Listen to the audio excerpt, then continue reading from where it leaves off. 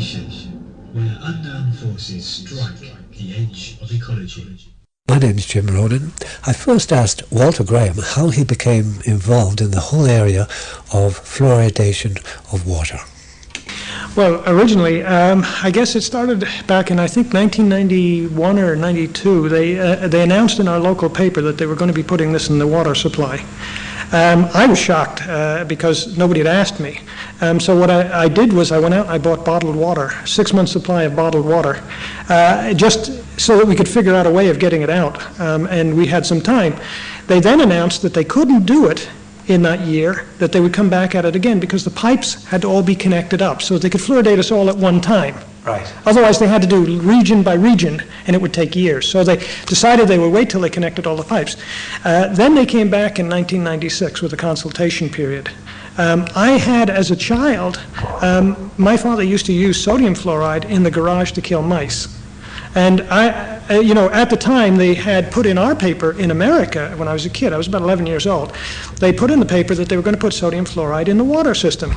My father, being a logical thinker, said, he wrote to them and he said, this couldn't be the same sodium fluoride I use in the garage to kill mice and rats.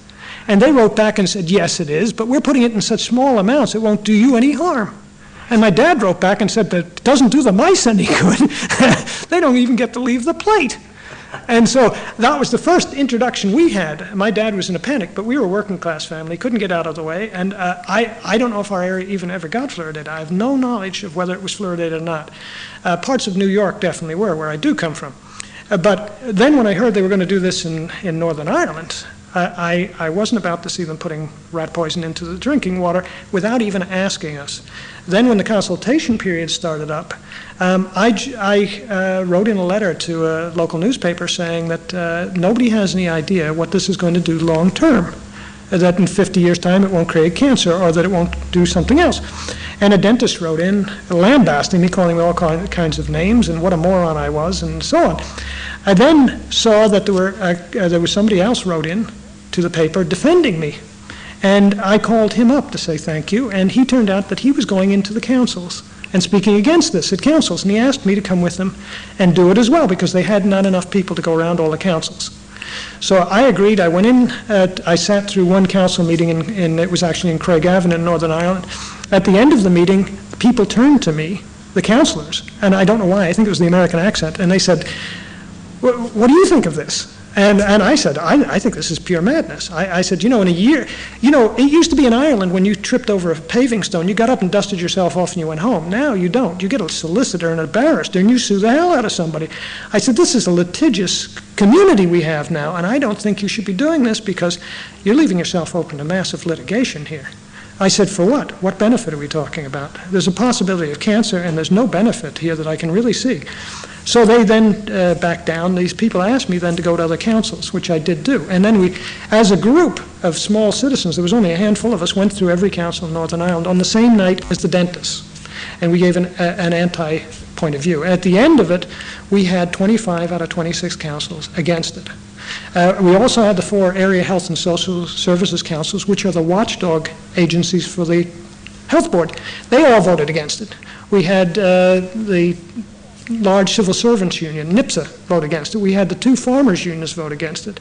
We had Queen Students Union vote against it. We had the Vegetarian Society against it. We had the Angling Federation against it. And we had Shorts, the big aerospace industry, threatened to pull out of Northern Ireland if this went ahead. So we had a huge opposition in just 3-4 months of a consultation period. And that was simply by bringing attention to a subject that wasn't really well known about. No, nobody had a clue. And I think the illusion was because it's in toothpaste and you put it in your child's mouth at night, it's perfectly safe. Because who would believe that fluoride is more toxic than lead and only marginally less toxic than arsenic? And like lead and arsenic, it's a cumulative poison. Nobody would have believed that.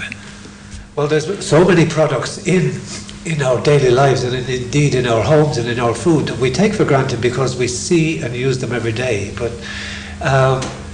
looking at the video you just kindly showed me really made me realize, I realized from our first conversation that if fluoride was in the water, obviously then it's going to be in the any product that That's has right. to do with water. The food chain. Which is our cooking, That's which right. is everything, really. Everything.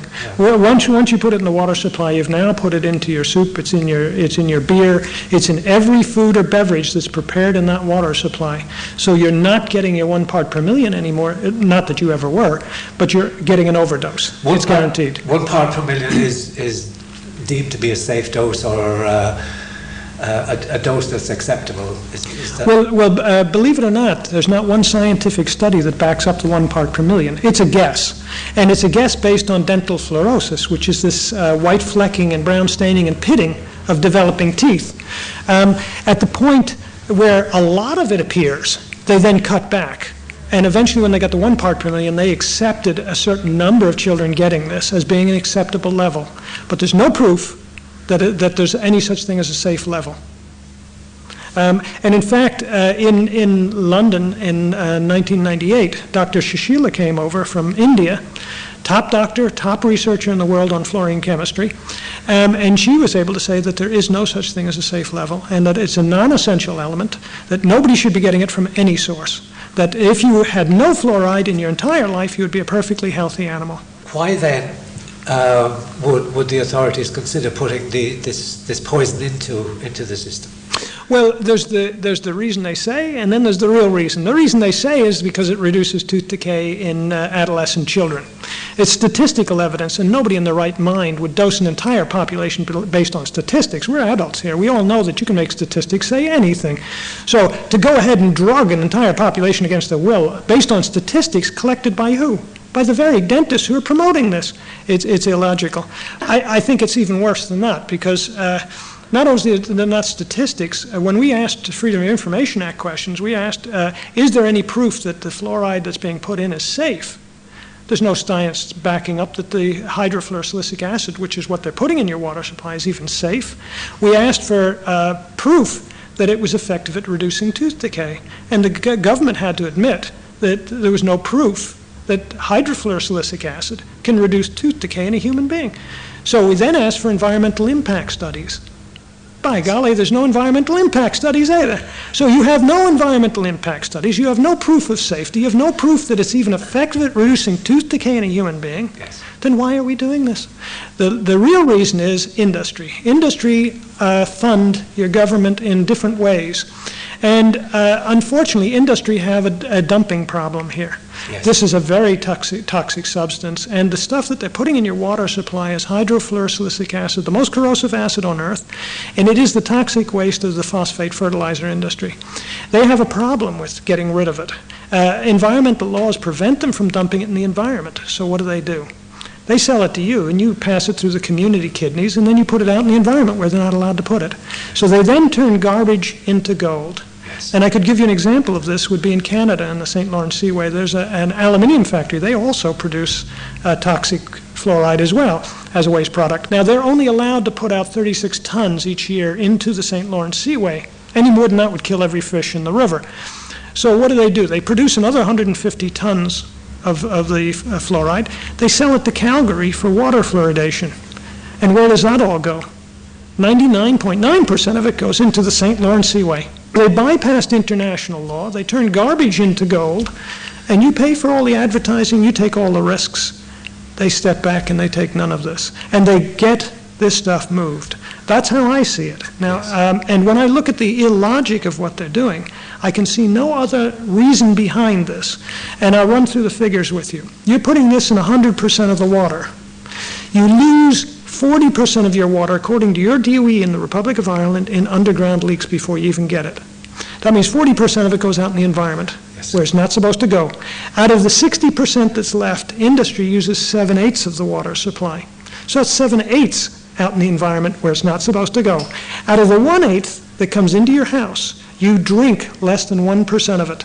You wash your dishes, you wash your clothes, you take baths, you water the lawn, but you don't drink it. You flush the toilet. Now, out of the 1% of that the population is actually drinking, how many children have the tooth problem here? 3% of the population have the tooth problem we're trying to cure. So you have 3% of the population drinking 3% of 1% of 1/8 of 60% of all the water you bother to fluoridate.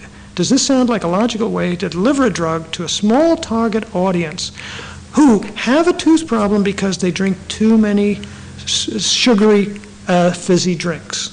Well, if they're drinking fizzy drinks, they're not drinking the water supply, so what's the point in putting it in for them? Now, that means that 99.9% of this went out in the environment. Now, who does it sound like we're doing this for?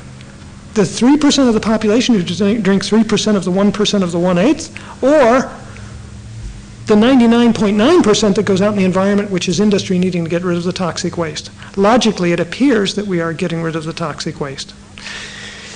Talking of toxic waste and the environment, Walter, would you say any of this fluoridation, or how much of it would be airborne as well as waterborne? I don't think anybody's done any studies on it. It's evaporation, but I know they had a truck in Florida that was leaving the fluoride plant and being delivered to North Carolina for water fluoridation. And it didn't even get to leave the state because the acid, which can eat through stainless steel, concrete, it can eat through fiberglass, it can eat through glass, can only be contained by epoxy plastics. And they had a big tanker which had epoxy lining, and there was a pinhole in it. And the acid ate through the half-inch steel of the side of the truck. It dissolved the back axle off the truck and the tires, and the truck turned over and burst open, and it became an environmental nightmare for them. Now, they evacuated 2,000 homes around that truck because they were afraid of it becoming airborne, actually evaporating, and it would be a toxic cloud that would have killed people instantly. They then dug up 2.5 feet of concrete, and because it had been dissolved by the acid at this point, and they required everybody who had driven through the acid to report to a toxic control center, and a man in a spacesuit washed your car down. So they also had 50 people go to hospital who had even inhaled or touched the acid at all. So they closed Route I-4 for about a week while they had to repair the highway after this spill. And that's the exact same acid that's going into your water supply. The other thing that's amazing about this is that as citizens groups, we got some of the acid from a water treatment plant here in Ireland, and we had it tested independently at a lab in Dublin. And they found that it was contaminated with about 20 some odd contaminants, including arsenic, lead, antimony, phosphoric acid, chromium, boron. It had a lot of different contaminants in it, all of them carcinogenic, all of them cumulative poisons in their own right. And it also, we found out that it also has uranium-238 in it, which is what they make the bomb out of. Because radioactive substances come from phosphate rocks just as fluoride does, so it has these contaminants. So you really have a toxic chemical nightmare here. And they're not really adding fluoride, they're adding a lot of toxic chemicals all at the one time, and fluoride happens to be one of them, maybe one of the worst. Yes.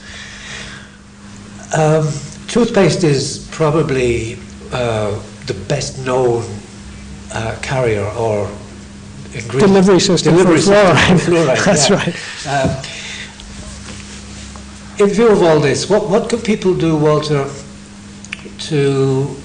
I would imagine every toothpaste is fluoridated. What could we do to change over? Obviously, there's no toothpaste without it. So, what can we use to brush our teeth and clean our teeth as effectively as they say? And is toothpaste really necessary anyway? Yeah, there's two things there you're raising. One is the toothpaste necessary? Well, I've read reports that no. In fact, the brushing itself stimulates saliva and actually cleans the teeth. It's not the toothpaste. The toothpaste is actually polishing. So it's not preventing cavities, it's buffing your teeth. And it's also wearing the enamel down, because in the commercial toothpaste there are abrasives. So it's actually wearing your enamel down. The other issue is, are there non-fluoridated? Yes, there are, but you have to go to health food stores. They have about 12 or 14 brands of non-fluoridated toothpaste in different flavors, herbal flavors. So you can get it. There is also, you can use baking soda. What did we do before we had fluoridated toothpaste? Farmers used baking soda for years. And now a lot of the leading brands of toothpaste have baking soda in them. So you can bypass the toothpaste manufacturers for a fraction of the price just by using baking soda anyway. And baking soda, I would say, is probably better than toothpaste because it neutralizes acid and isn't the acid that's causing the cavities. Yes. Yeah. So it's got double benefits, and it's less abrasive than is toothpaste. So you're probably wearing your teeth down a little less. So ordinary everyday baking powder would do that? Baking soda. Baking soda, sorry. Not baking powder. That's different. Baking powder has aluminium in it, which is another substance you don't want to run into. Baking soda. So it's got to be baking soda. Yes. But it cleans the teeth. Yes. Perfectly fine. But as you even have said yourself, the actual brushing stimulates the immune system within the mouth and does the cavity fighting. If you didn't brush, I think, and you took the toothpaste into your mouth, I don't think there'd be any effect at all. Right. So it's the brushing that creates the effect. Yeah, because in the animal kingdom, they don't have any even toothbrushes. And they don't get cavities. And they don't get cavities. That's right. And the amazing thing is, you see, really, cavities are caused by sugar. Everybody knows that. You could ask a 3-year-old child, and he'll tell you the cavities are caused by sugar. And putting fluoride in the water does not take away sugar, does it? No. So it doesn't cure the root cause of cavities. That's it. So cavities are not caused by a lack of fluoride, any more than a headache is caused by a lack of paracetamol. So we have not addressed the main cause of cavities, which is sugar consumption. And until you take away the sugar consumption, you'll always have cavities, because no amount of fluoride can prevent sugar from creating cavities. And I haven't seen dentists out canvassing in front of Tate & Lyle or Schweppes or Cadbury's or any of these people asking for warnings on their products about sugar, have we? Yet here they are forcing drugs into our water system, which don't address the main issue of why cavities are created. Yes. Well, it would be the obvious thing to, as you say, reduce the sugar and avoid it as much as possible. That's right. That would be the logic. But I suppose dentists are going to say, well, they're going to do this anyway, so we're going to go this route and try to educate people down that route. But it's like adding more than is necessary.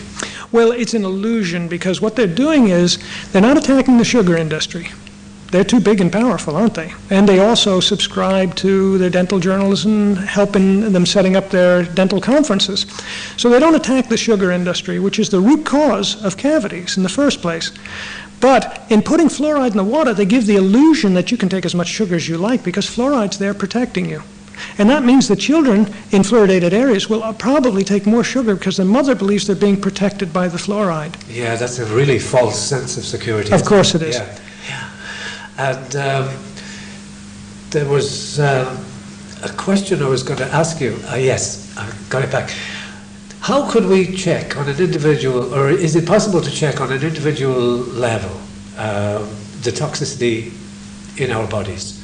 For instance, you can get like urine samples for Yes. proteins, etc., etc. That's right. Is there any way of checking specifically for fluoride in our bodies? Yes. Dr. Sushila, in India, if you go in with one irritable bowel symptom, your blood and urine, any doctor in the continent of India will automatically check your blood and urine for fluoride levels. At the first signs of irritable bowel? Or Any symptom of irritable bowel. Because how many symptoms of irritable bowel are there? Could you list you'd have to give me a second for this No one. problem. There's nausea, loss of appetite, pain in the stomach, there's gas formation and bloated feeling, there's constipation followed by intermittent diarrhea, and there's headaches.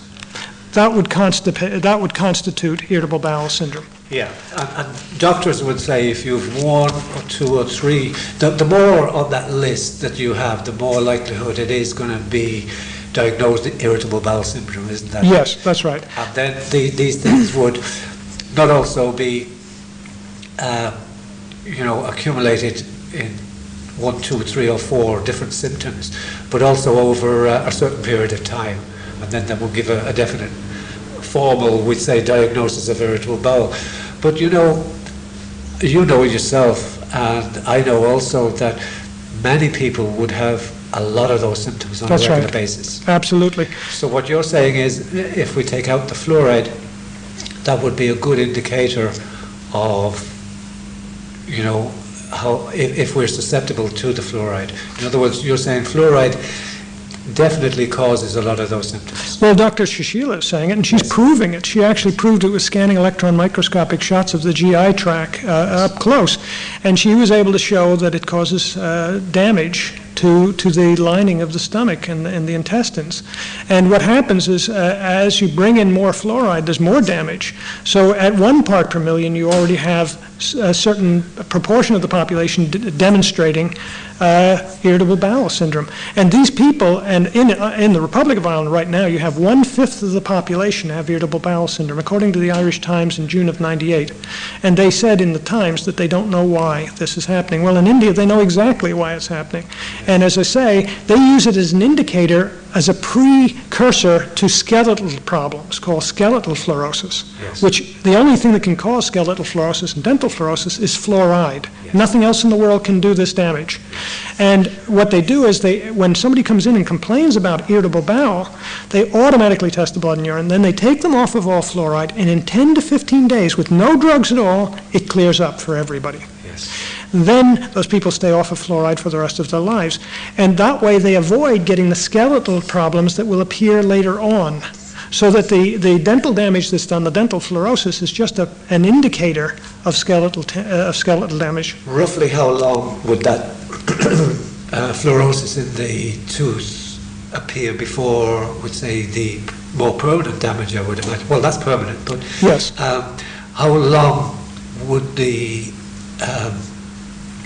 time gap be between first seeing dental fluorosis in the teeth and skeletal damage taking place? The skeletal damage has already taken place when you have the damage to the teeth. So it's actually happening at the same time? Yes. It's the exact same thing as whenever you have lead poisoning. You get a blue-black line that appears across your gums, and it's permanent.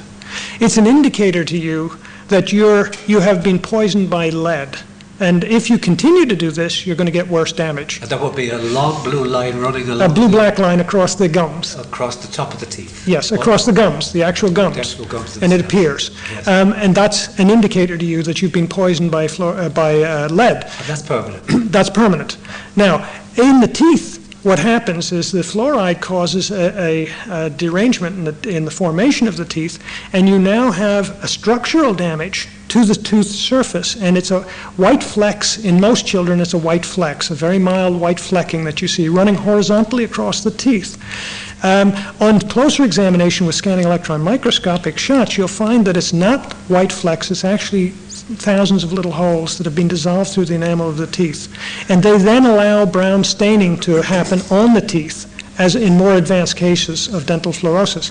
At that point, your skeleton has already been affected. There are 2 studies out of Poland in 1993 where they had a new kind of a digitalized, computerized X-ray, and they took 30 children who had dental fluorosis and 30 children who had never had fluoride exposure, and they took a scanning shot of the long femur, the long bone up to the hip in the leg, and they found that the children who had dental fluorosis had bone protuberances at the top end of the femur, and their bones had been thickened in compared to the normal. They then did the exact same study all over again because they didn't believe their own results, using the same batch of Kodak film, the same technicians, and they got a different batch, 2 batches of children, and the results came out exactly the same.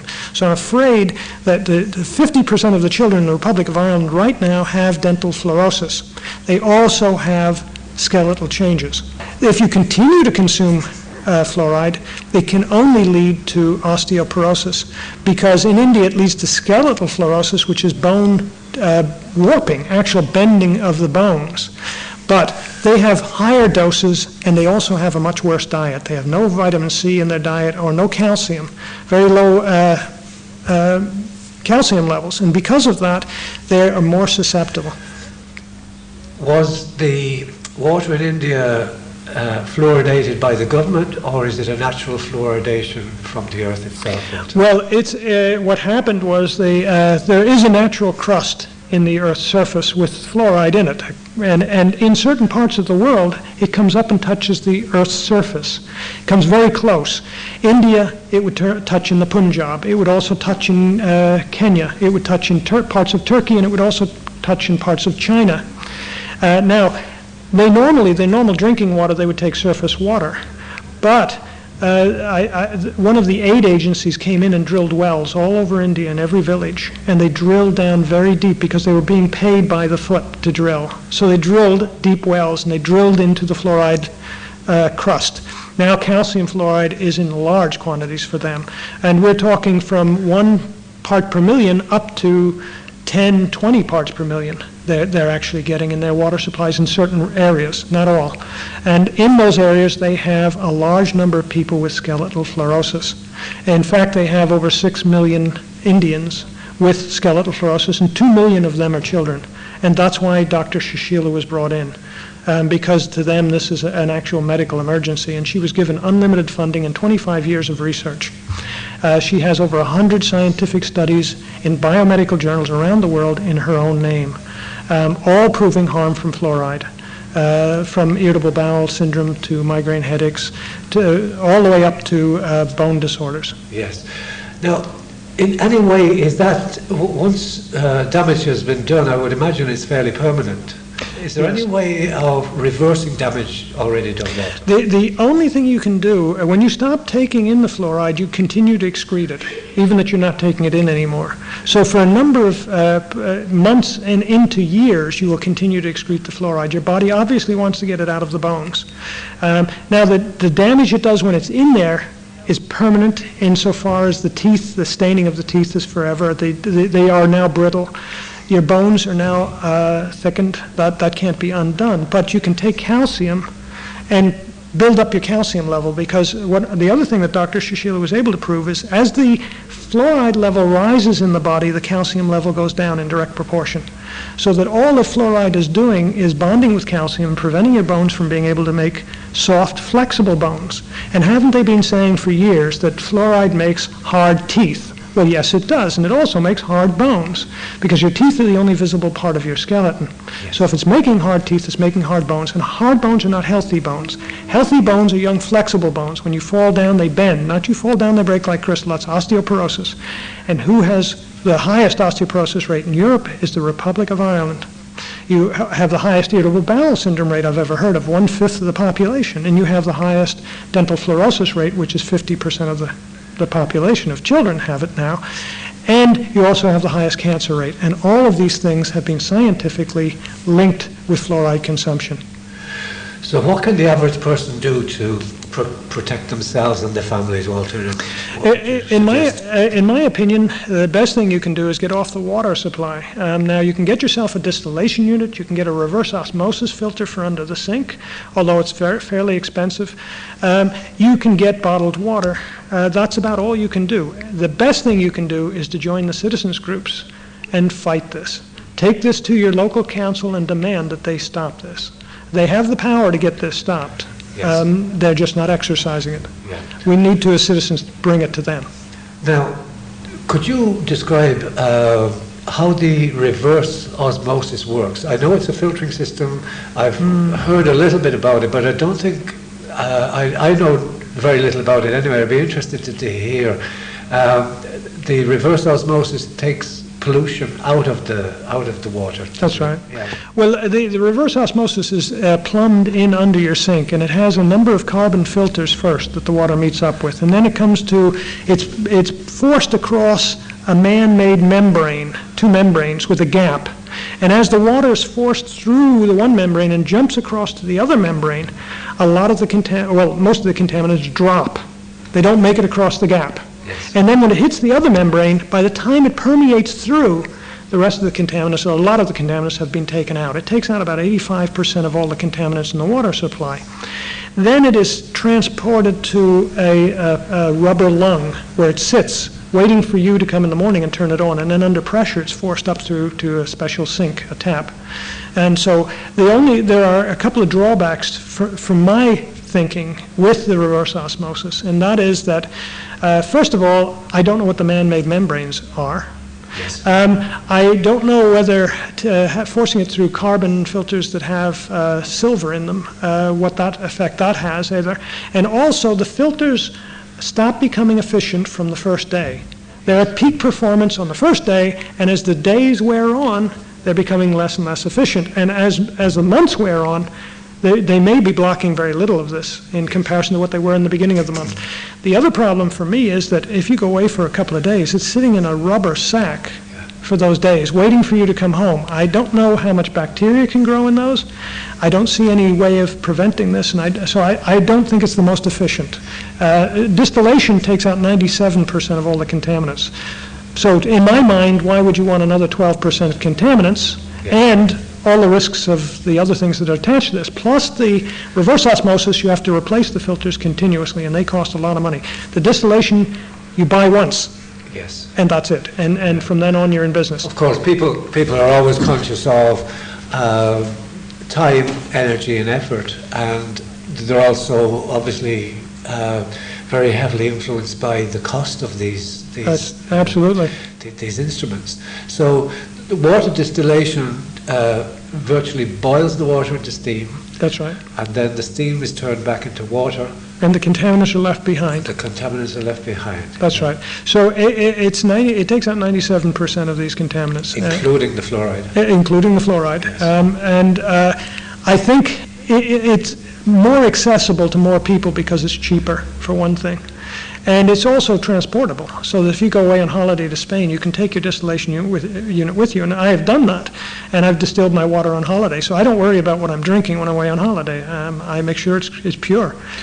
So, in fact, we had a breakout of cryptosporidium in Northern Ireland. It had no effect on our family because we had distilled all our water. But other neighbors were getting this, and children were going into hospital over it. Wow. So it has its benefits. Yes. You know. How long are you in your own life distilling water or drinking distilled water? Actually, I never even thought of doing this until this whole campaign came up. And then when I started looking into the water, I realized there were a lot of contaminants going into your water system by the water service. I had no idea they were chucking in large quantities of aluminium, that the aluminium itself was also contaminated with lead and arsenic and other contaminants as well, and that they were using sulfuric acid, that they had magnafloc chemicals going in, which are deadly to fish. I had no idea that there were all these contaminants, and once I found out, I then started distilling my water. So that was back in '96 when I first found out that we were doing this. And I also was getting my family out of the way should the water fluoridation have come in anyway. Yes. I wanted to make sure that that we didn't get this stuff. So in actual fact, the fluoridation of water here in Northern Ireland didn't take place. It never took place, but the reason it didn't take place was because all the councils voted against it. I mean, 25 out of 26. And at the end of that consultation period, I helped form the councils into a coalition of councils called the Northern Ireland Councils Against Fluoridation. Most of them joined it, and then we threatened to sue the government using council money. And they backed down. It took a year and a half to get them to admit defeat. And during that time, I also went into the two areas which were fluoridated, which was Tandragee and Hollywood, and I formed citizens groups in those areas. We brought it to their local councillors. We brought it to the local citizens groups. And we then got it stopped in those two areas. So there is nowhere in Northern Ireland now that has fluoride added to its water system. And, the push will be to make laws happen to prevent this from ever coming back. That must have taken a lot of time and energy and effort on your behalf and the people who campaigned with you. It must have been a great sense of personal achievement to you to have succeeded in what you've done. Oh yes, I mean, I didn't have time to look at it while I was doing it. I was just busy as all hell. Every day I put in hours on fighting this because, unfortunately, at the end of our consultation period, everybody in Northern Ireland who had fought this stopped. Right. Because they felt, well, we stopped it coming in. Yes. I wasn't happy at that. As far as I was concerned, I want to make sure it never came back. And I also felt that we should get it out of the towns that it was being done in. Yes. So I wasn't going to be happy till I got it stopped in the towns. So I then went into these towns, got the citizens groups to fight it. We did marches on Stormont, a number of marches on Stormont, and we eventually got this thing stopped. But then I started thinking, well, the Republic of Ireland's getting this, and nobody down there even knows there's a problem. So I then took it to the Republic of Ireland and started citizens groups in the Republic of Ireland. You now have a citizens group in Leitrim, Sligo, County Meath, and in Dublin. And their object is the exact same as it was in Northern Ireland, is to stop the mass medication of an entire population against their will. And so they're more focused. And they're fighting this campaign now here in the Republic of Ireland right now. And we also have, so far, we have 5 county councils voted against this. And we also have 7 area health and, area health boards? No, Urban district councils. We have 7 of those, as far as I know, voted against this as well. So there's a movement that's heading towards your door right now, demanding that this be stopped. But like the Northern Ireland government, they were intending to do this despite us saying no. They even told the BBC that this was going to go ahead even if every council voted against it. Yeah, and that doesn't augur too well for democracy, really, does it? Well, there's no such thing in democracy in fluoridation, you know. I mean, certainly there are dogs and cats and budgies out there who are having to drink this, and they don't even have teeth, some of them. You know, I mean, chickens don't have teeth. Why are they drinking this? 40% of the elderly don't have their teeth. Why are they drinking this? Then there's Christian Scientists who are not allowed to take any chemicals at all, and they're being forced to drink this. And you have the number of people who don't want it in the first place. Why are they being forced to drink this? Why is this mandatory? When you look at it logically, inoculations, which are for life-threatening diseases, they have to have your written permission before they give you the drug. That's right. Yet dental caries or cavities, which are non-life-threatening, non-contagious oral disease, it's mandatory. Yeah. And what have you gotten for 35 years of drugging the population? You have still got dental caries, you still have cavities, but you've traded one oral disease for another oral disease, which is dental fluorosis. Cavities was appearing in small numbers of your children. Now, dental fluorosis, on the other hand, is appearing in 50% of the children. Yes. So you haven't gotten rid of cavities because you haven't withdrawn the sugar, and you now have a new oral disease that never existed before in the population before they started putting fluoride in. We were talking earlier on, Walter, about irritable bowel. What other symptoms or illnesses or diseases would fluoride be implicated in? Well, it has been linked to degenerative changes in the adrenal glands, heart, central nervous system, lungs, reproductive organs. And so it can do reproductive interference as well. So it appears from even the medical evidence from animal studies. It also does lowering of IQs in children, and there's a number of studies that show it's neurotoxic. And 3 studies came out of China from 1990 to 96 showing that it lowered children's IQs from 5 to 19 points. You also have a number of studies that show that, I think there's well over 100 that show that it interferes in thyroid production of thyroxine. So, and up for a number of years, doctors in America and Britain and all over the world were prescribing sodium fluoride for people who had overactive thyroids to give them normal thyroid activity. So what happens when you put this into a water supply of a population who have normal thyroids? You're bound to have a certain proportion of them who don't get enough thyroxine getting underactive thyroids. And then what happens when they get the underactive thyroid? They have to go to the pharmaceutical industry to get synthetic thyroxine. And it seems to be a perpetuating thing. And what happens to the people who have the irritable bowel? They have to go to the pharmaceutical industry for preparations for irritable bowel symptom. I believe in the Republic of Ireland that the biggest selling over-the-counter drug, if you like, or health requirement for the general public is antacids. Yes. I know. It's sad, isn't it? If we actually stop this, heaven knows how many people we could clear this up in overnight. And I think that's probably one of the big fears that's driving this for the government. But I think if the people suffering from these things were to find out that, you know, that they could actually pinpoint what was causing it, they would be really irate. I would think so. I would think there'd be lawsuits, and that's exactly what the government's terrified of, if they ever find out. Because if you have a fifth of the population, and that's only the ones who've reported it, there must be an awful lot of people at home suffering who are not telling anybody about this. That's true. And so you have a fifth of the population with irritable bowel syndrome. If they got rid of all the fluoride from any source, and I'm talking mouthwashes, toothpaste, even tea is high in naturally occurring fluoride because it comes from fluoridated areas in the world. If you start avoiding all the fluoride and the water system, you'll have a dramatic change, according to Dr. Shishila, in 10 to 15 days with no drugs. As quick as that? As quick as that. No drugs at all. So I wonder how many people we could cure here, really, of this. And that's, It has also got links, scientific links to Down syndrome. Increased numbers of Down syndrome children are born in fluoridated areas compared to non-fluoridated. It has increased hip fracture rates in fluoridated areas. There's 10 international studies that show increased rates of hip fracture rates amongst the elderly in fluoridated areas compared to non-fluoridated. And of course, when you talk about hip replacement surgery, that is a very, very widely practiced operation. Absolutely. And also knee replacements. Yes, because as you're making hard teeth, you're making hard bones, you're making hard cartilage, you're making hard connective tissue, Yes. you're going to start to have breakdown in these tissues. They're going to start to wear down a little faster. And I actually have a page out of a pharmaceutical journal. Let me turn it off for a second. And this is from a veterinary textbook. Most vets have it. I've met vets in the Republic of Ireland that have it. And the meaning for fluorosis is a chronic disease caused by the ingestion of small but toxic amounts of fluorine in the diet and drinking water, and is characterized by mottling and excessive wear of developing teeth and osteoporosis. So that says it all. Yeah. And of course, what the animals really suffer from, human beings suffer from also. Absolutely. Not only that, I'm not the only one going around complaining here. There are a union of scientists in the Environmental Protection Agency. There are 1,500 scientists in there, in Washington.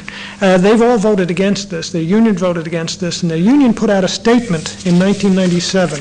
And the letter actually, one sentence is all I'm going to read to you out of it. And it says, our members' review of the body of evidence over the last 11 years, including animal and human epidemiology studies, indicate a causal link between fluoride, fluoridation, and cancer, genetic damage, neurological impairment, and bone pathology.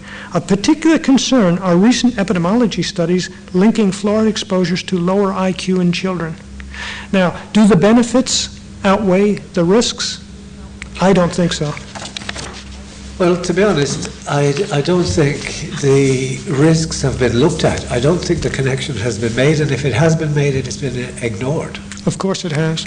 Because, again, going back to the logic of this, which is where I think it all starts from, when I told you about taking out the 400,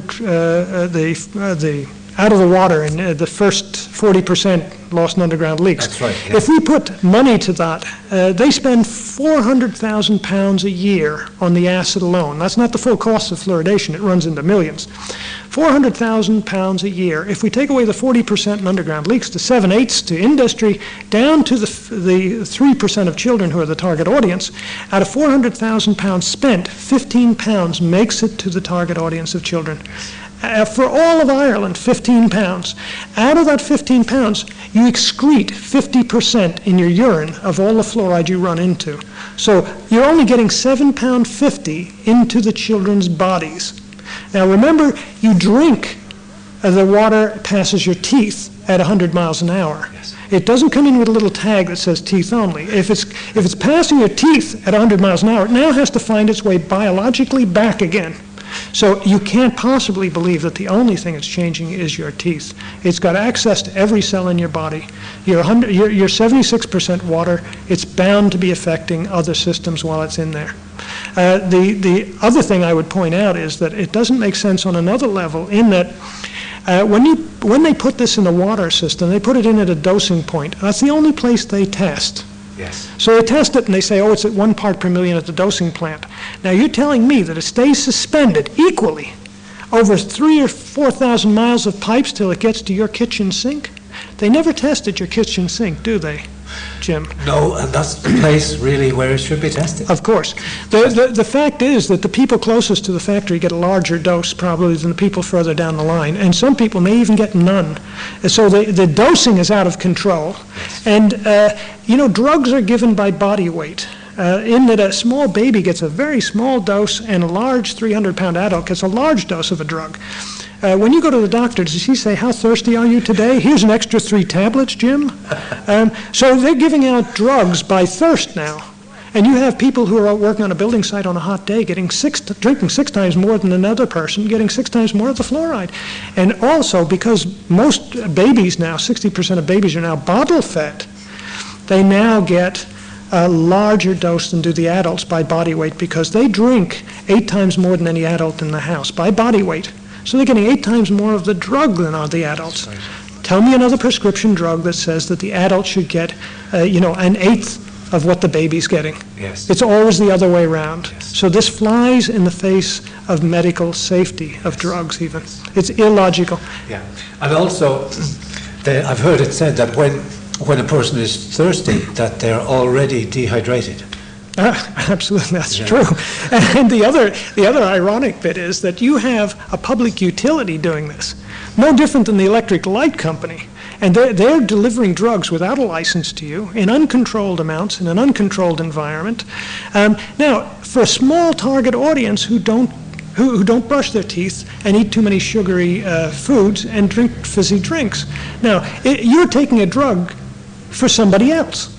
Now, if the small group of children get hemorrhoids, are you willing to take hemorrhoid cream for the rest of your life, Jim? I mean, where do you draw the line here? You're taking somebody else's drug.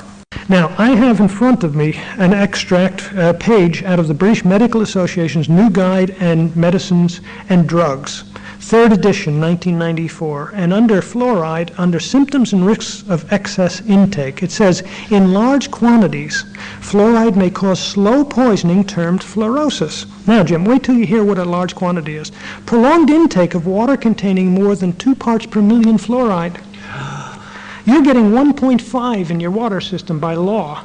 That's very close, isn't it? We're talking 0.5 parts of a million in a liter of water. This is a pin dot. It's not even, you couldn't even see it under a microscope.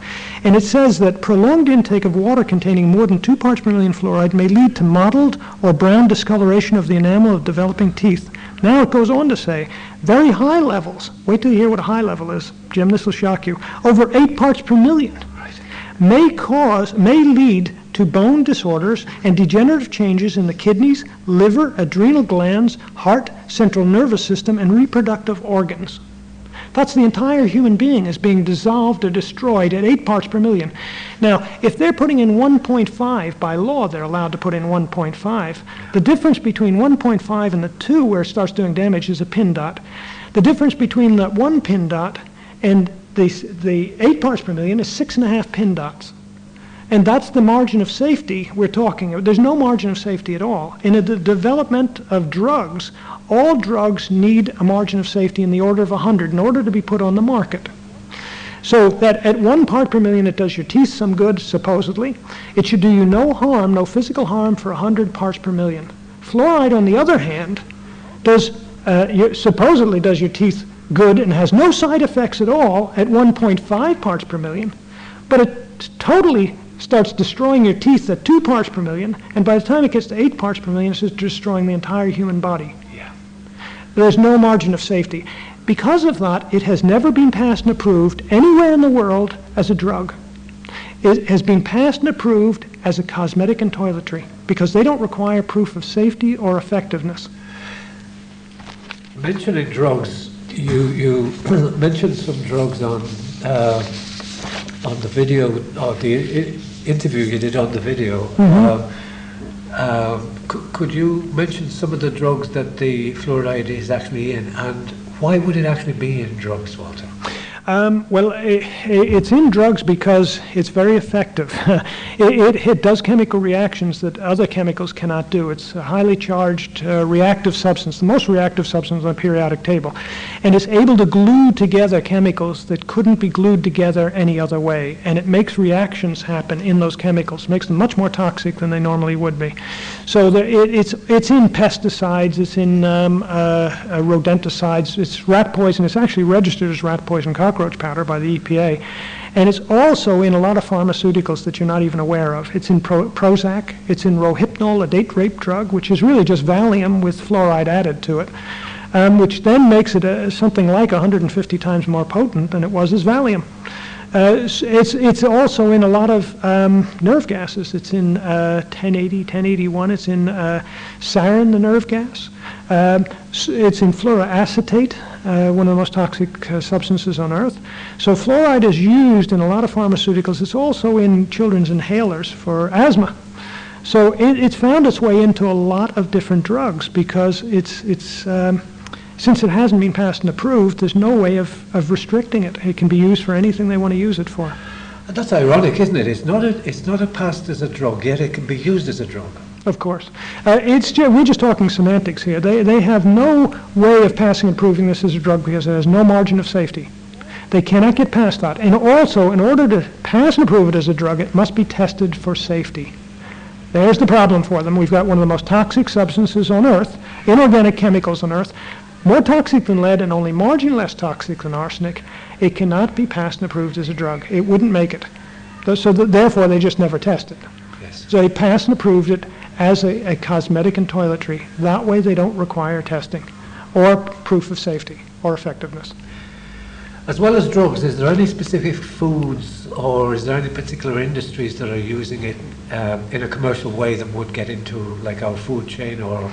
Well, there's other ways you'll get contact with it. It's used, fluoride is also used in wood preserver.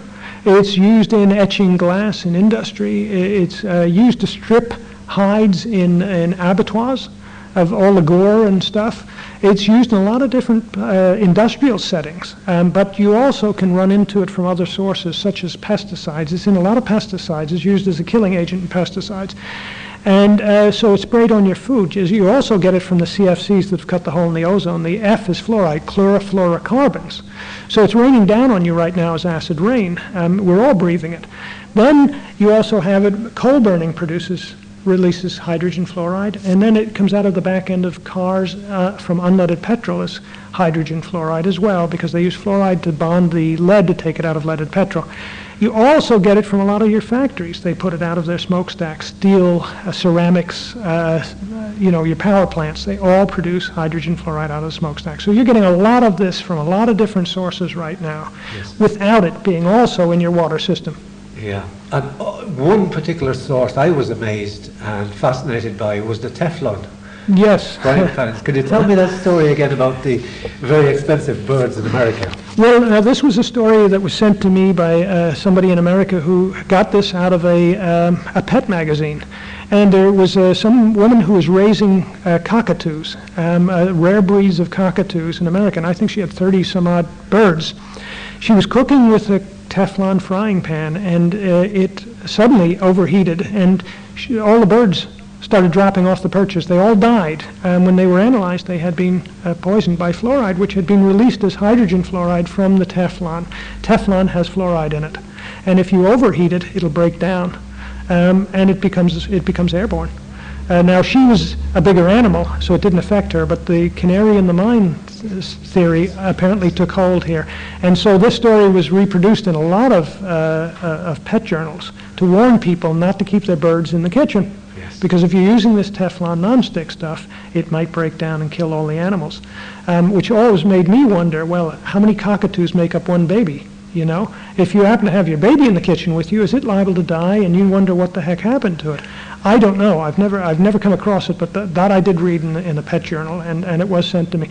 There were also in a pet journal about hamsters and gerbils that they should not be fed fluoridated water because they will shed their young.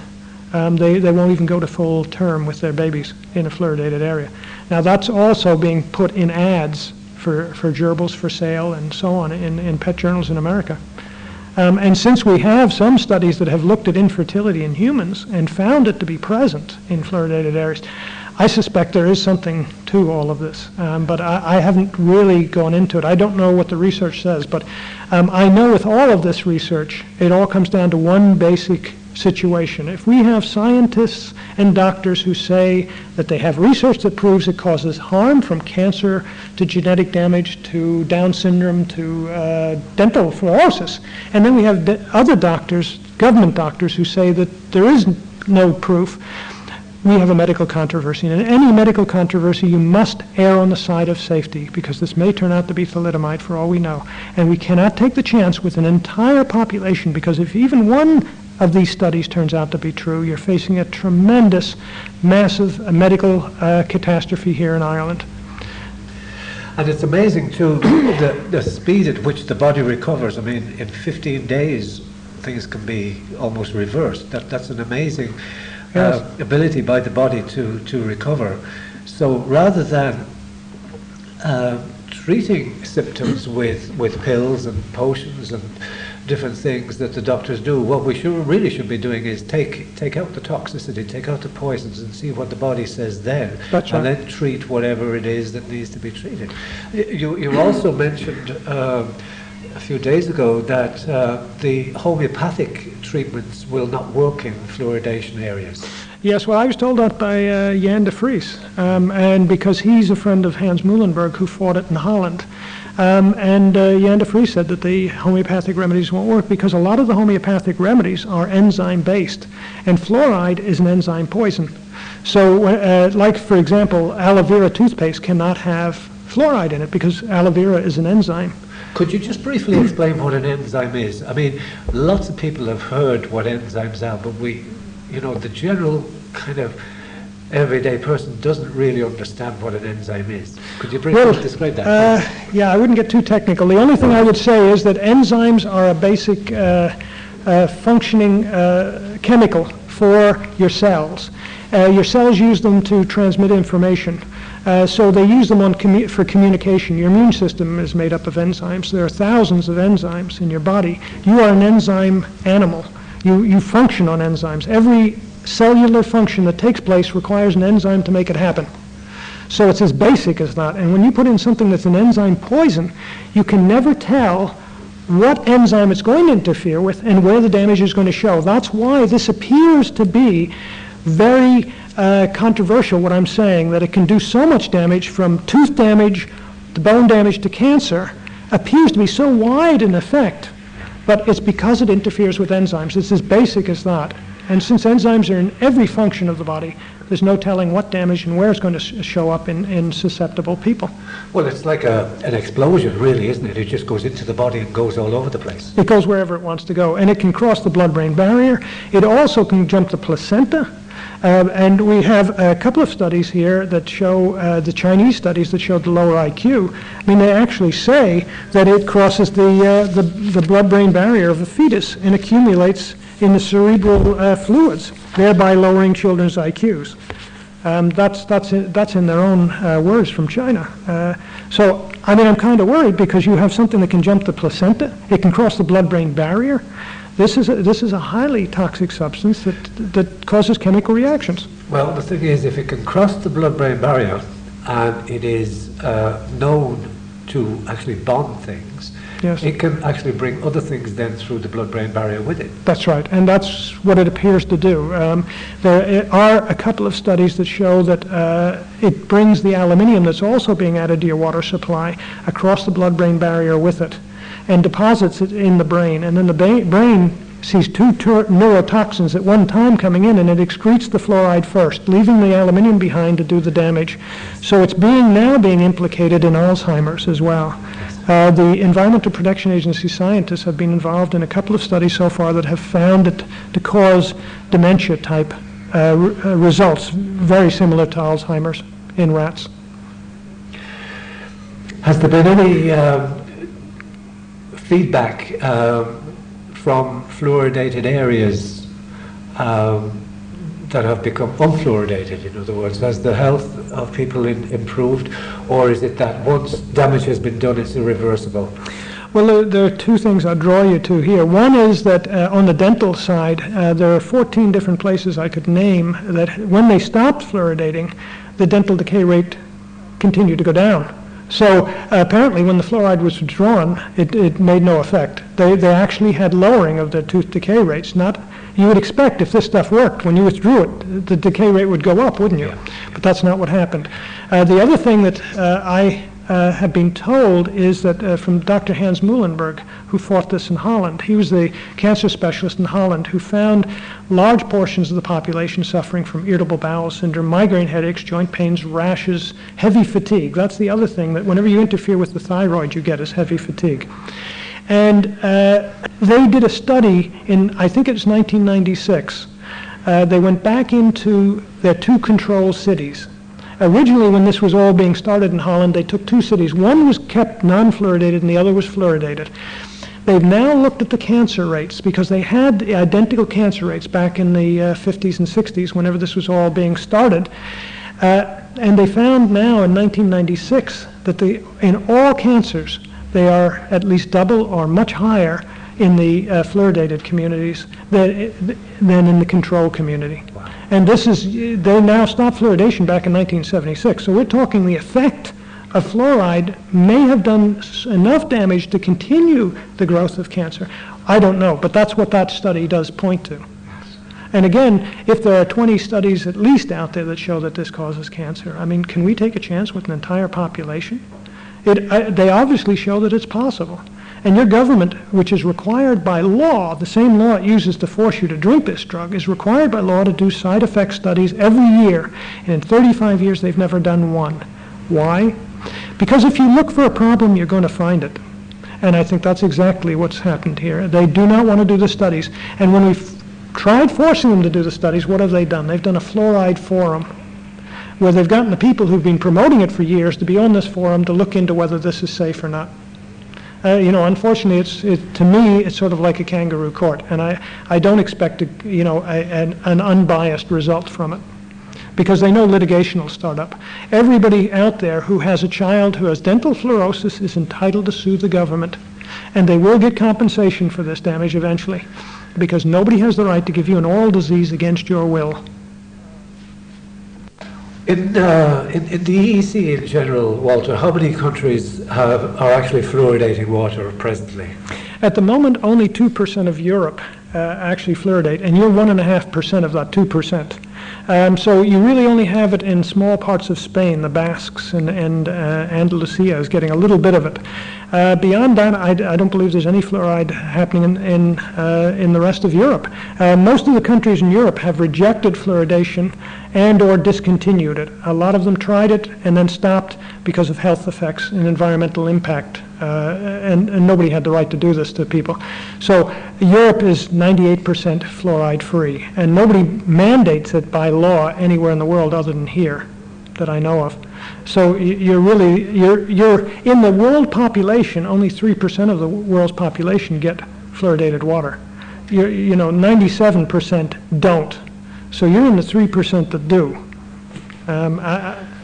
And there was a very famous book came out in the late 90s, Your Body's Many Cries for Water, yes, of Dr. Batlajami. That's right.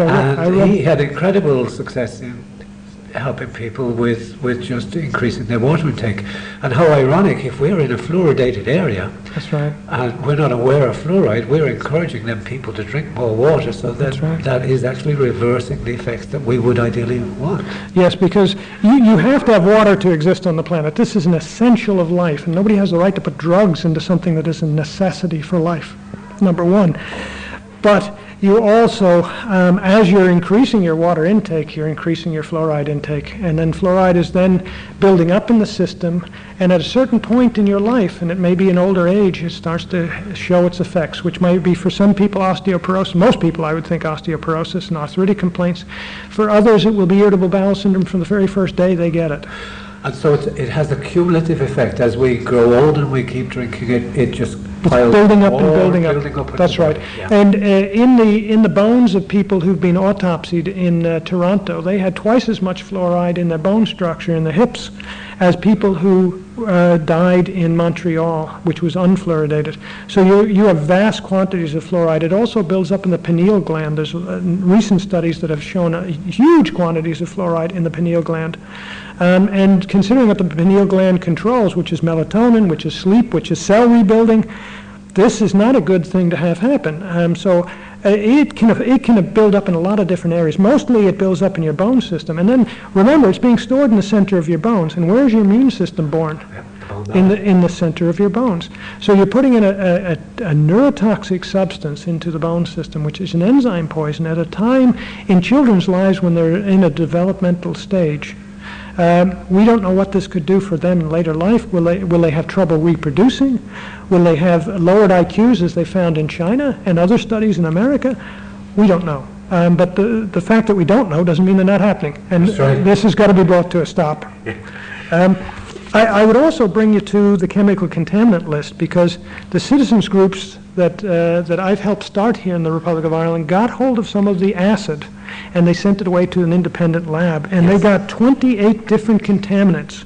And we're talking arsenic, lead, boron, we're talking nickel, mercury, chromium, antimony, cobalt, strontium.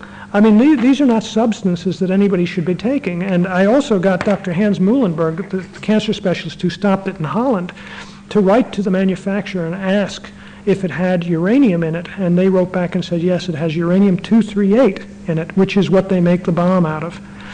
So this is a chemical cocktail with radionuclides in it as well, which means it's got radioactive particles in it and waste products from radioactive particles. This should not be fed to human beings. And all that's really happening is a large amount of contaminants are being put into your water supply. You're putting toxic waste from the fertilizer industry into your water supply and pretending that it's doing the teeth some good.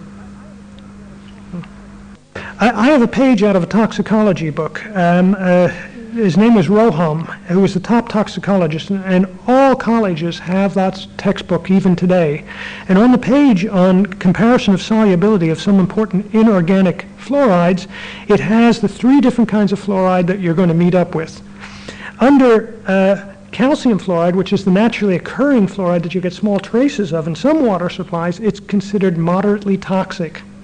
The sodium fluoride, which is the toxic waste of the this aluminium industry, which is in your toothpaste, is classed as very toxic. The hydrofluorosilicic acid, the most corrosive acid on earth that's put into your water supply, is classed as extremely toxic. The difference between the toxicity of hydrofluorosilicic acid and the naturally occurring calcium fluoride is 2,476 times more toxic because it's 476 times more water soluble. Since you're a water-based organism, the more water soluble, the more cells it can adversely affect. The calcium fluoride is more of a solid and you excrete more of it. So there's not as much of it in your system to do as much damage. And the sodium fluoride is a little more water soluble. It's 50% water soluble. But the hydrofluorosilicic acid is fluoride at almost 100% water solubility. So there's no cells it can't go into. Yes. Just think that's... And of course, at a cellular level, that's our basic structure. That's everything. Water is an essential for life. And as I've been saying, nobody has the right to drug an entire population against their will in the year 2001 for any reason. Yes. And this is not the cure to cancer.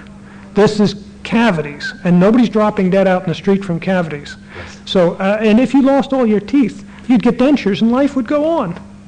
But you cannot replace osteoporosis. You cannot stop the damage that's being done. And that's why we have to stop this sooner rather than later, because as we bother messing around with the government trying to get them to stop doing this, more and more victims are being created. This is the Irish Medical Journal. And what does that say? This is only out a couple of months. Yes. The Irish Medical Journal, and they ran an article by a Dr. Don Macaulay. And he, in it, called it Water Fluoridation, Pollutant or Panacea. And through it, he scientifically references every word of this. So it has been peer-reviewed by doctors, a team of doctors, who have gone through all the references and decided that this is true and then have published it in the Irish Medical Journal. And in here, he says that fluoride has been linked to tooth damage, bone damage, even cancer, and bone cancer in particular, and high hip fracture rates, and gastrointestinal changes like irritable bowel syndrome. So I would be putting it forward as evidence of harm. Yes. But anyway, the website, the citizens group in the Republic of Ireland in Dublin have a website, and it's www.fluoridefree, that's all one word, and fluoride is spelled F-L-U-O-R-I-D-E, free.com. And that gets you through to their website, and they have all the scientific proof of everything that I've said here today on the website, along with connections to other websites around the world, including the Environmental Protection Agency's website. So you'll be brought to a lot of information if you really want it. Yes. The internet is great. Is a great resource also, because you can find just a massive information and very hard and obscure information to find would often be found there. That's right. It's I think, revolutionizing the face of protesting as well, because as far away as Zimbabwe or anywhere you can name on the planet now, somebody can download this information and take on their own health board with it. So it's going to be harder and harder to convince people that there's no problem here when you have websites up like the fluoride-free website, because there's information readily accessible, and they update it all the time. So as new things happen, it goes on the website. So, as well as the citizens groups already formed, Walter, are there any more citizens groups? There's one that I know of that's trying to get formed at the moment. But I would say to anybody out there from any area in Ireland to please try and form one. I'll give you a hand. The other fluoride citizens groups will also give you a hand. We'll give you leaflets. We'll give you all the support you need. We'll give you speakers to get your group up and running. Yes.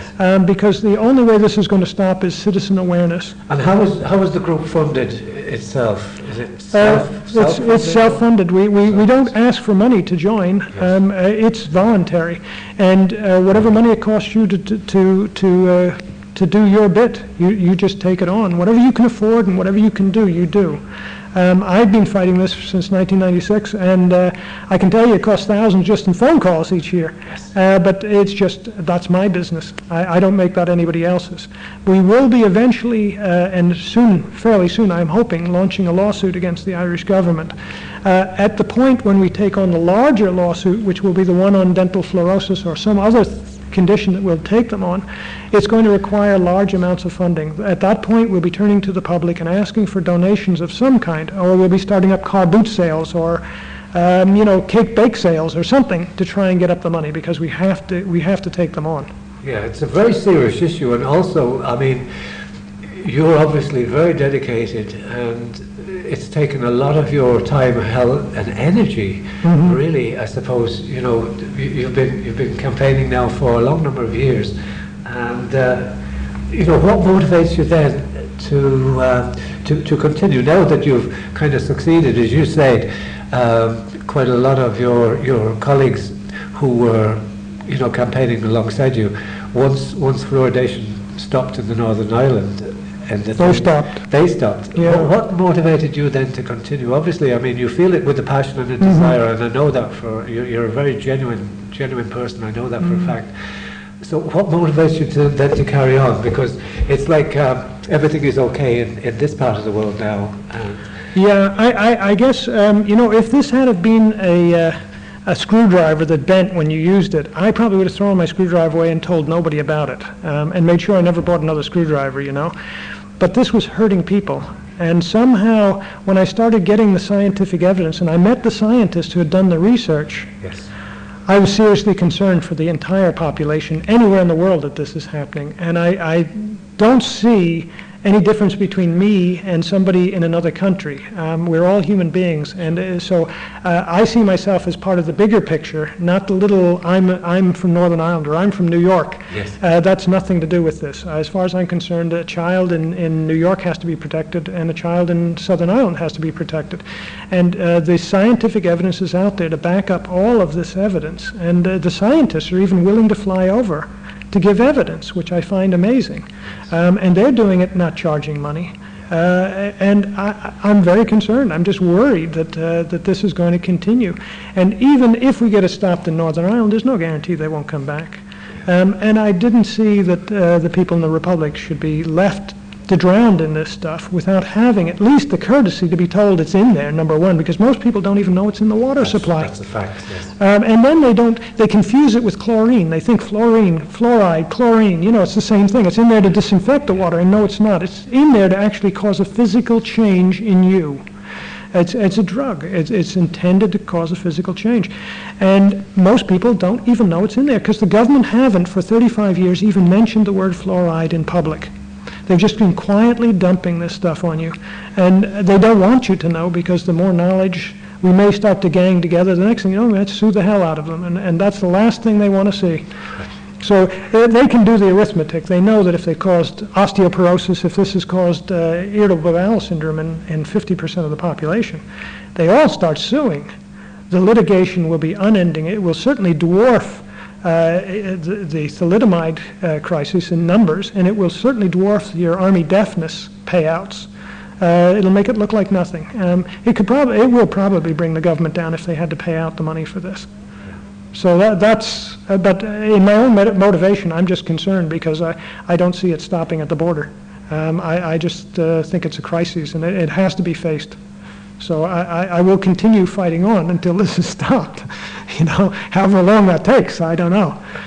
Sooner rather than later, though, I hope, so we can go back to having a normal life. Now, cattle who drink large quantities of water, in a hot weather, they drink about 20 gallons a day, I've been told, by farmers who treat them. They're taking in a lot of fluoride, and so these conditions have been well known in veterinary circles for a long time, in cattle and in sheep and animals. It's only becoming now known in humans as well. But I knew a veterinarian in Northern Ireland who had helped fight this there, and he had worked in a fluoridated area in Great Britain, and he worked in an abattoir, and when he had stripped off the meat from the bones of the animals who had come from the fluoridated areas, these white patches that you see on children's teeth were on the skeletons themselves of the animals in these fluoridated areas. And they snapped like twigs because they now had the skeletal fluorosis that we're always talking about, that this leads towards. For us, it's osteoporosis and arthritic complaints, but they're the early stages of skeletal fluorosis that they would get in the population in India. They're just the very first warning signs of bone changes. So well, it's the same system, isn't it, really? That we can see these developmental changes in animals. It has to have a same effect on humans. Well, it must do.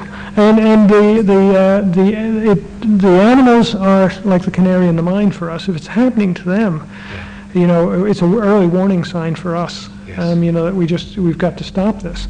I don't know, in the Republic of Ireland right now, a lot of the farms are on wells. So they wouldn't be seeing these effects. You see, so it's not going to be showing up necessarily in your cattle. Because in the north of Ireland, however, we aren't on wells. Most of our farms are on the mains. And so we were about to see this in large numbers of our cattle. I took this to the Farmers Union, and I gave them all of the medical evidence on animals that I had. They then voted against this. And they wrote in a very strongly worded letter to Malcolm Moss, who was the health minister at the time, saying, you better not do this. There's no benefit that we can see to our animals, but by heavens, this could cause a catastrophe in Europe if they found out that our meat was now fluoridated, because they have fought for years never to have this. Now, what if they found out the meat was fluoridated? They could reject our meat at the market just over the fluoride content. That would cause heavy economic upset. Oh, absolute disaster. And look at the disasters we're having with BSE and CJD, and now with this foot and mouth outbreak. You can see that if this became known in Europe, and your beef were all fluoridated, your milk all your milk products were fluoridated, they just have to find that out, and they wouldn't be buying it. I'm not even sure that they'd buy your beers and products like that if they knew that they had fluoride in them, because they fought for years to try and prevent this. They just have not been watching what's happening around the world and where their products come from. So, you have an interesting article there.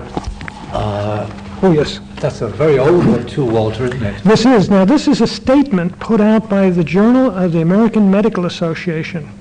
Now, this is back in 1943, and they were asked to do an editorial on fluoride and fluoridation, and this is what they said. Fluorides are general protoplasmic poisons with the capacity to modify the metabolism of cells by inhibiting certain enzyme systems.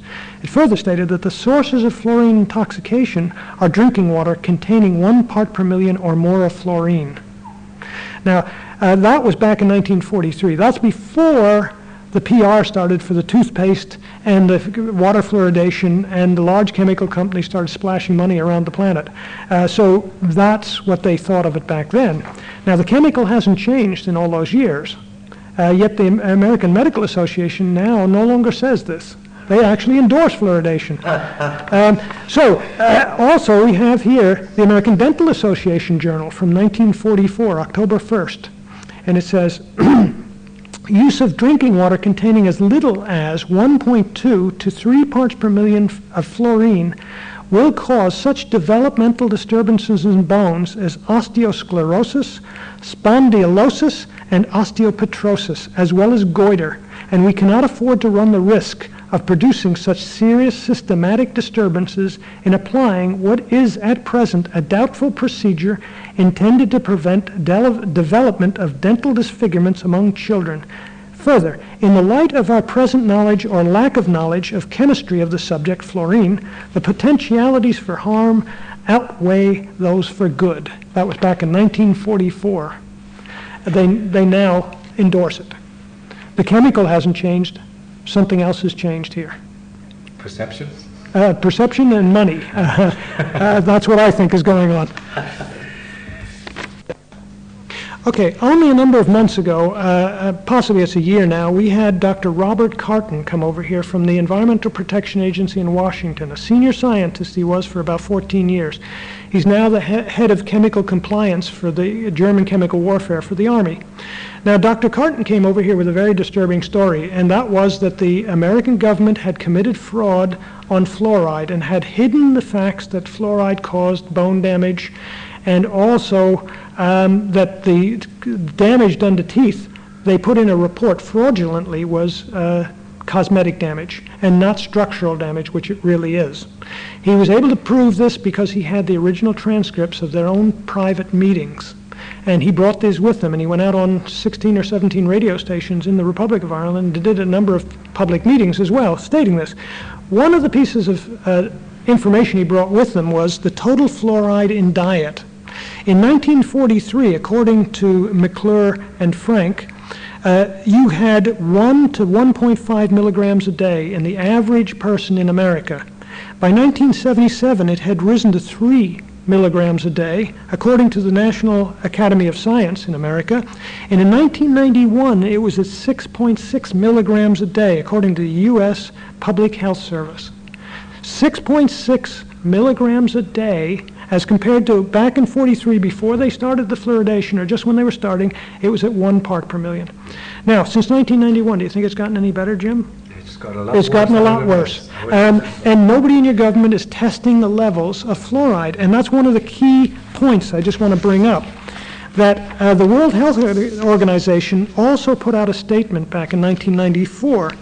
And I also have from a dental journal in New York, February 2001, from an article on fluorides. It said, "It is important for dental practitioners to determine the fluoride intake of every patient before recommending or dispensing any fluoride supplementation."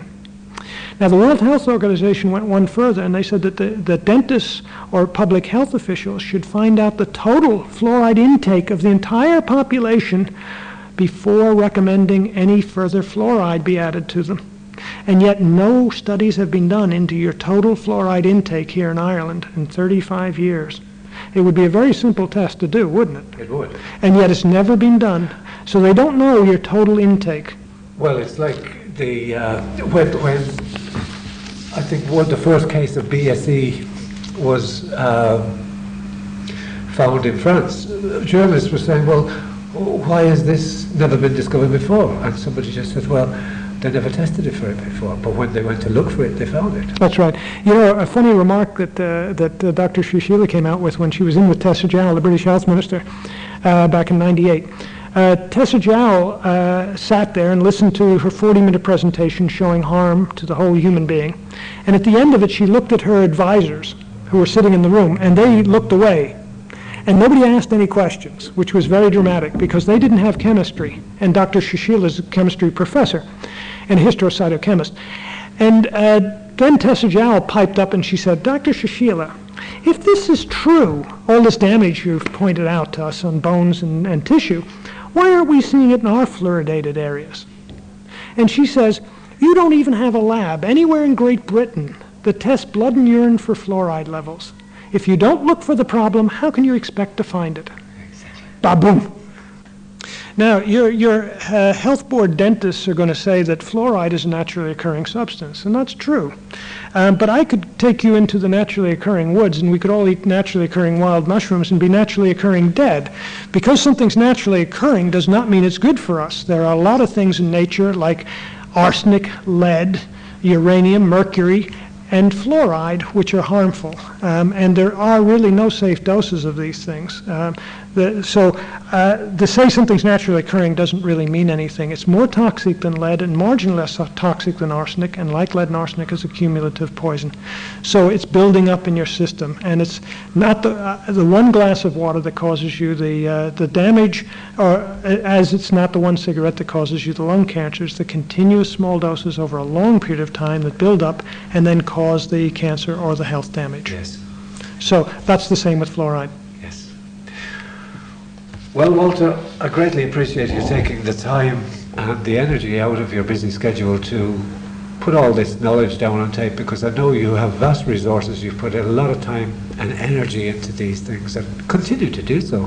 On the behalf of many people that you'll never meet, but they will actually gain without knowing it. And so hopefully that spiral of events will accumulate out, and your dedication will eventually come back in many ways, and I hope it does. And I greatly appreciate you taking the time, as I say, to educate me personally and the people who will have an opportunity of listening to this tape. Well, thank you for inviting me here, Jim. Thank you. Thank you. So, Walter, just before we finally leave the tape, you have a statement there you'd like to read. Yes, this is by Dr. Albert Schatz. He's the inventor of streptomycin. And back in the Allende period of Chile, he was invited to find out why they had such a high infant mortality rate. And because he was the top doctor in the world at that time, and he knew Allende. When he went to Chile, he found within about 6 months that they were artificially fluoridating their water supply. And he told Allende to stop the fluoridation, and the deaths would stop. They stopped the fluoridation, and their infant mortality rate dropped. He was given a Pan-American Prize for Medicine and so on. And he wrote up a statement. I just want to read one paragraph out. It says, artificial fluoridation of drinking water may well dwarf the thalidomide tragedy, which was dramatic because it produced crippled children who are living testimonials to what the drug has done.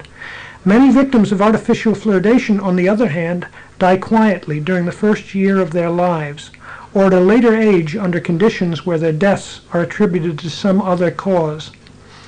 When I put this together with Dr. Sushila coming from India and Dr. Hans Muhlenberg from Holland, and Dr. Robert Carton from the Environmental Protection Agency, and I see the quality of people who are saying these things, I can't be skeptical any longer. Something's wrong here. No. They cannot all be wrong. Well, the only thing people can do if they are skeptical and they are susceptible to fluoride is just simply stop the fluoride for 3 to 4 weeks and see if they make a difference, if it makes a difference in their lives. Absolutely. It's a drug-free, cheap answer. And if it works for you, you'll know. And I'm not aware of any doctors who would say, right, let's take this out, let's take that out, and let's do the other thing. They're much more likely to add something in the form of a prescription, a drug, or that's right, something similar. And all drugs, I do pharmaceutical marketing, as you know, Jim, all drugs have side effects. Right. And some of them are horrendous in comparison to even what they're supposed to be masking. And because drugs are only given to mask a symptom, they're never given to get rid of the cause. Yes. That would put doctors out of business. Right. You mentioned something interesting there, 2 other effects of the fluoridated water. One was skin irritation and rashes. That's right, skin rashes that don't seem to go away. Because this is hydrofluorosilicic acid, it actually can pass through the first layer of skin, and then it does damage under the skin, and it causes rashes that just seem to persist until you stop washing with this. The other thing it does is mouth ulcers. Very common. Yes. Mouth ulcers. Yes. You'll get that from your toothpaste, and a lot of people don't understand.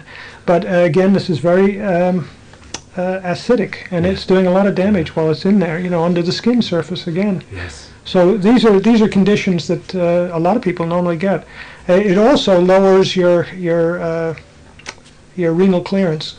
it actually does damage to the kidneys, because all of this stuff has to be extracted from the water. Yes. Your body doesn't want fluoride, Yes. so it's actually actively trying to get it out of the water supply, and it has to be stored while it's waiting for you to excrete it. Yes. And over the course of a lifetime, it starts to cut down on your renal clearance. So obviously it would have a burning or toxic effect wherever it's put into storage.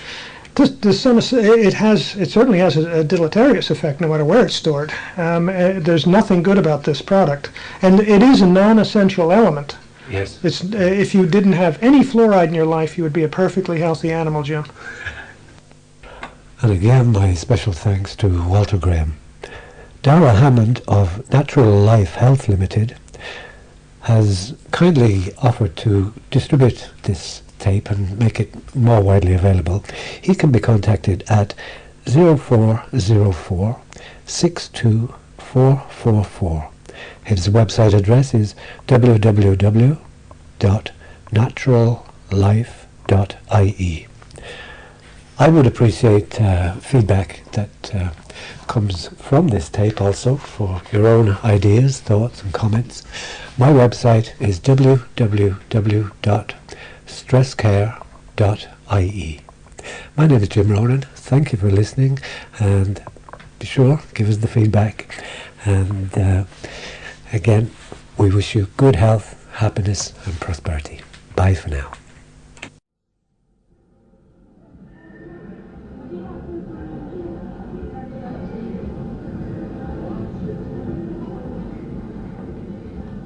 The information where unknown forces strike the edge of ecology.